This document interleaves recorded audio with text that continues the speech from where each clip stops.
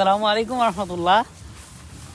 আসলে অনেকেই কথায় বলে একটা প্রচলন আছে যে হাঁসের সুখ হচ্ছে পানিতে।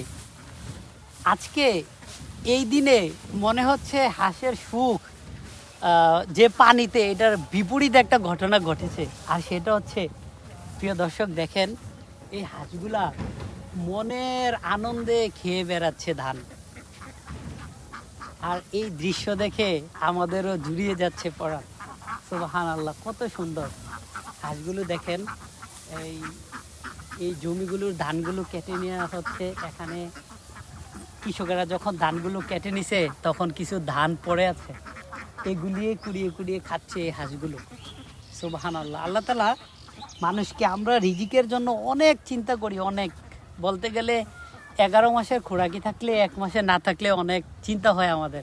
অথচ এই প্রাণীগুলো, মানে তাদের কোনো জমানো অর্থ বা খোরাকি নাই। ওরা এই খেয়ে দিয়ে যাবে, আবার সকাল হলে বের হয়ে আসবে। আল্লাহ তাআলা তাদের রিজিকের ব্যবস্থা এইভাবে রেখেছেন। আসসালামু আলাইকুম।